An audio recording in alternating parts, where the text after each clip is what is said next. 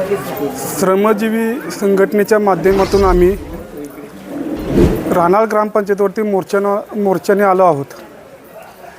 आज आमचे विषय घरपट्टी मिळण्याबाबत, पाणी मिळण्याबाबत, आदिवासी पाड्यांना रस्ते मिळण्याबाबत, गावठाण विस्तार, शौचालय, नागरिक सुविधा, ह्या सगळ्या गोष्टी जे आहेत मुद्दे आमचे हे मंजूर करून घेण्यासाठी आम्ही आलो आहोत।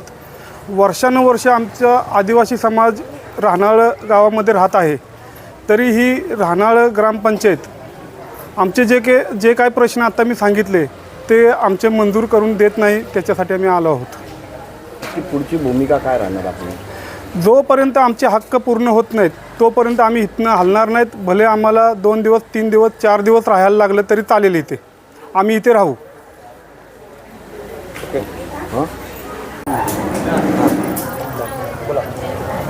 आज राहनाळ ग्रामपंचायत, आज कातकरी समाज आणि आदिवासी समाज या मोठ्या संख्येने आम्ही मोर्चा घेऊन इथे आलेलो आहोत।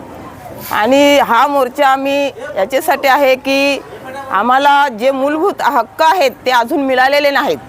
ग्रामपंचायत घरपट्टी मिळण्याबाबत आमचा मोर्चा इथे आहे, पिण्याचे पाणी मिळण्याबाबत, आदिवासी पाड्यांना रस्ते नाहीत, गावठण प्रस्ताव नाहीत, घरकुल आलेले आहेत पण त्यांना घराखालच्या जागासुद्धा नाही आणि त्यांना घर बांधण्यासाठी जागा मिळाली पाहिजे।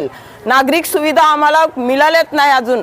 आज आमच्या या गरीब कातकरी लोकांना सुद्धा नागरिक सुविधा काहीच नाही अजून मिळाल्या आहेत। याच्यासाठी आम्ही हा मोर्चा इथं ग्रामपंचायत राहनाळ इथे आणलेला आहे आणि ह्या सुविधा आम्हाला मिळल्याशिवाय आम्ही उठणार नाही इथून। आणि हा मिळून घेऊनच इथून आम्ही जाणार, नाहीतर आमची ही संख्या इथेच बसणार। आमची श्रमजीवी संघटनाची हे सभासद आम्ही इथेच बसणार। 2 दिवस हो, 3 दिवस हो, तरी आम्ही इथून घेतल्याशिवाय जाणार नाही।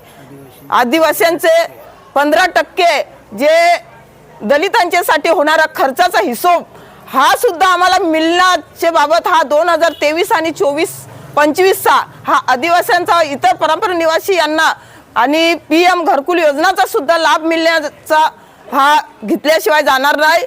मिळल्यावरच आम्ही जाऊ इथून। हा सर्व प्रश्न या सर्व प्रश्न आम्ही या मिळल्यावरच इथून उठणार, नाही तर उठणार नाही असा आमचा निर्धार आहे। आणि हा निर्धार आम्ही पूर्ण केल्याशिवाय राहणार नाही। ही श्रमजीवीची आमची ताकद आहे।